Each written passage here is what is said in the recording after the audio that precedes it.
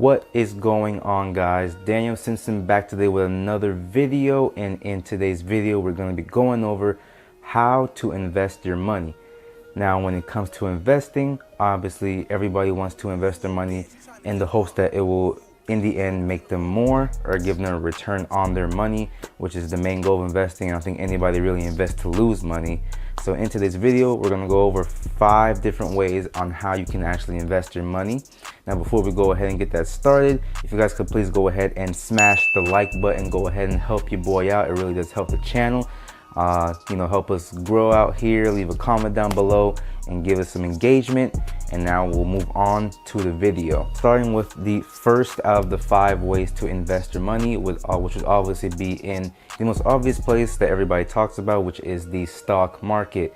Now, with the stock market, you can invest in what's called growth stocks, dividend stocks, or index funds. So I'm going to go ahead and explain each one of those. So the first one of the stock investment option would be growth stocks, which are basically the way that Warren Buffett loves to invest. He likes to invest in what's called growth stocks, and growth stocks are basically high potential stocks which have the potential of growing from a small stock, say a stock that's only worth, say, 20 bucks, 30 bucks, into something that's worth even more. For example, Apple would be considered a growth stock because it has grown exponentially over time as the business itself got bigger and better. Now, the next way you can invest in the stock market would be dividend investing, which is stocks that pay out a dividend for, owning that stock, basically.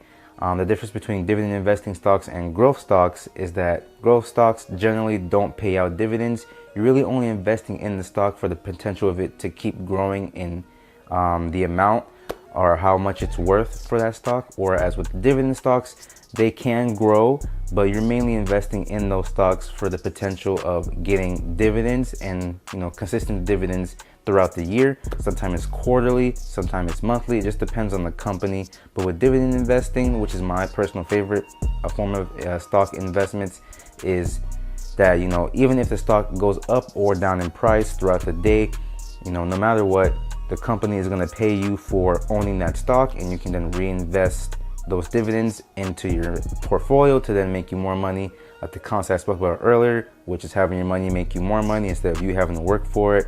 The last option when it does come to stocks would be index funds. So instead of going through the hassle of going ahead and trying to find stocks that are perfect, stocks for growth, stocks for dividend, if you just want a more kind of hands-off approach, what you can do is go ahead and get into index funds.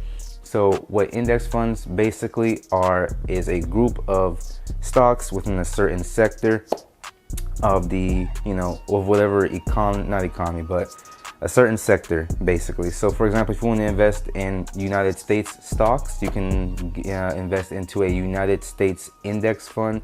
That way you'll have a piece of every single stock in the United States instead of picking them out individually. And the benefit of an index fund is that you get more diversification, so that instead of having one stock with the possibility of it tanking and you losing money, you have an index fund, say for example with 50 stocks, and if only one out of those 50 tanks, you still have 49 of those stocks keeping the whole thing afloat. So index funds are another great option for it when it comes to investing in the stock market and investing your money. The second way you can go ahead and invest your money will be in real estate. Now, real estate is a really hot topic. It's talked about a lot when it comes to investing your money because it really is a really great way to invest your money. The only downside is that you need a lot of startup capital usually to go ahead and invest in real estate. But once you do get that capital, or if you're able to generate enough capital to start investing in real estate, I highly recommend it because it has made millionaires over and over and over again. A lot of millionaires are made through real estate investing because real estate offers a lot of benefits, such as owning land, tax benefits, and etc. etc. So with real estate investing, there are obviously multiple ways as well as investing. One way, which is the first way, in my opinion, the best way to do it would be to buy and rent out properties. That way, as you're renting out a property, for example, say you own a $200,000 house, let's say your mortgage comes out to $1,000 a month and you charge your tenant $1,500 a month. Now you not only are you paying your mortgage off with the tenant's rent, you're also having an extra $500 to take home in your pocket each month. Do that multiple times with multiple properties, and now you're generating now you're generating cash flow from that property, and you don't even have to work to do it. Again, not trading your time for money, having your money work for you, not the other way around.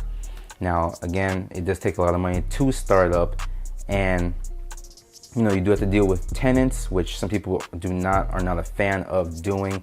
But if you can just suck it up, the benefits are really great when it comes to real estate investing with rental properties.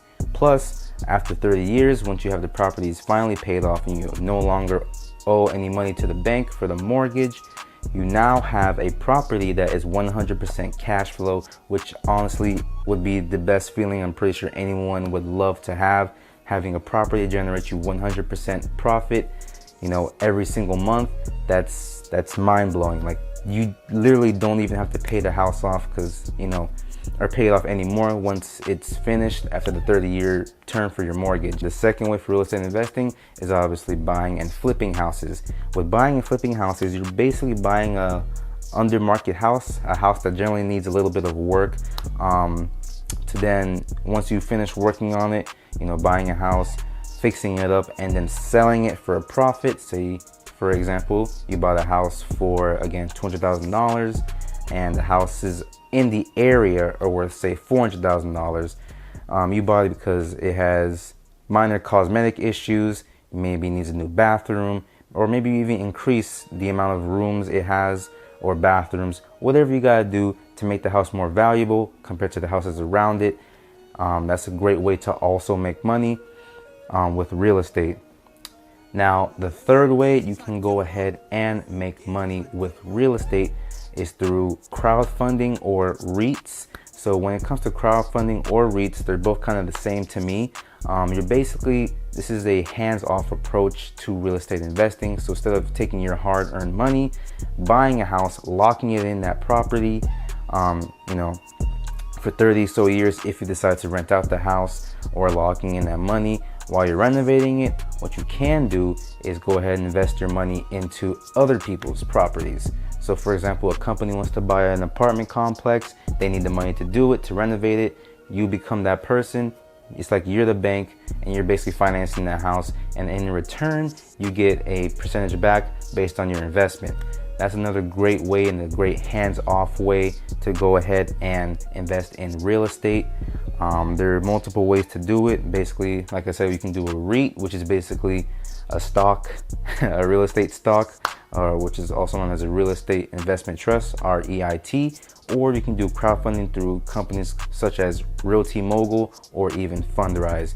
So that is another way to go ahead and invest your money. The third way you can go ahead and invest your money is with peer-to-peer lending. Now, if you have not heard of peer-to-peer lending, basically with peer-to-peer lending, you are basically acting as a bank yourself and going ahead and lending out money to people while charging interest on that money, just like a regular bank would. So instead of you going ahead and lending out your money to your cousin Tony, who's going to say he'll pay you back next week and never does, you can go ahead and actually lend out your money to people who basically you make a contract with, like you would a bank, for example, and lend your money out, whatever specified amount they need or you can afford to lend out, and you charge an interest rate and how much time they have to actually pay the loan back. So when it comes to peer-to-peer lending, again, you act as a bank yourself for people who don't want to go to the bank or who would rather not. Instead, they would rather go through peer-to-peer lending because they could probably get approved. And again, it is another way of investing your money to try and make more money. Now, with this approach of investing your money, I'm not 100%, 100% knowledgeable, basically. I had a brain fart. Not 100% knowledgeable on how this way of investing works, but that's just kind of the gist of it. So definitely do more research on this type of investing, and do research on all types of investing. Don't just take my word for any of this. You should always do your own research on all these forms of investing any way you can, so that way you are more knowledgeable and not just taking my word for it. The fourth way you can go ahead and invest your money is through one of the safest methods, in my opinion, would obviously be through savings accounts and CDs. Now, because they are really safe investments and not really too risky, you're obviously not going to have the best return on these kind of investments, but they are ways to invest your money, or to at least have your money working for you while you're looking for ways to put them somewhere or invest them somewhere else. So with a savings account, you basically open up a savings account with the bank of your choosing. Obviously try to look for a savings account that gives you the best interest rate when it comes to this. You don't want to go to a bank that's only going to give you a 0.009% return on your money. Instead, go to a bank that's going to go ahead and give you probably, I'd say, between 2 to 2.5%. That's a pretty good number for interest on savings accounts. Definitely go with a bank that does that. You can probably most likely find a bank online that can give you a better rate than brick and mortar banks. Because online banks don't really have to worry about paying employees or like bank tellers, so they can actually afford to give you higher interest rates. Another option besides a savings account, again, is the CD, and a CD is a certificate of deposit. Now, a certificate of deposit is basically a time-bound deposit agreement that you make with the bank. So what that basically means is, generally, you are giving your money to the bank for them to use for whatever they got to use it for them to invest it for themselves or whatever they got to do. You're giving them that money, and in return, they give you a higher interest rate, and it is time bound, meaning you can have a 6-month CD or a 1-year CD, basically giving the bank that amount of time to use your money for them to make a return on it. And then also, while you're letting them use your money, they're going to give you a higher interest rate normally than a savings account would. So those are two very safe ways to go ahead and invest your money with banks, with, like I said, savings accounts and CDs. I almost forgot to mention that with savings accounts and CDs, you can also use them as holding places to have your money potentially grow a little bit while you're waiting to see where you want to put them, or for other investments where you want to put that money and allocate it to different areas of your life. So if you don't know where to invest your money, a savings account or a CD could be a great start to go ahead and park that money until you find an actual investment that you actually want to put money towards. So I just wanted to let you guys know that before I went on to the next one. The fifth and final way that you can invest your money, which in my opinion, or actually not even my opinion, but this is the potential to have the highest return on your investment, that investment that you're going to go ahead and invest that money into would be, drum roll, yourself. You should always try to better yourself, because you are, or you should be, your highest return on investment. Without you can't make any investments, because if you don't know what you're doing, you can always screw things up. Okay, so I really am an advocate into investing in yourself, because if you can invest in yourself, say through books, courses, mentors, whatever you got to do to improve your skill set to go ahead and make yourself more money, you are your most valuable asset. Okay, so investing in yourself, whatever you have to do, I think that is the best way to go ahead and invest your money, ever. With those 5 things, guys, I hope you guys really did enjoy this video. I hope it was a little inspirational and gave some ideas to what you can do. Obviously, you can always go ahead and do your research. I always say that you really should do your research, but these are just ideas that I've come to know of and that I think are great ways to invest your money, to make money on the side. They all range from safe investments to more risky investments, but like I said, they are different ways of investing your money, and it has been proven, each one of those items, to actually make money. Okay, and again, investing in yourself does yield the highest ROI. So definitely take the time to go ahead and learn any new skills. And in the meantime, I will see you guys in the next video. If you guys like the video, please, again, smash that like button. Smash it for your boy. If you have any comments, questions, whatever, go ahead and comment down below. I'm always ready to, reply to any comments.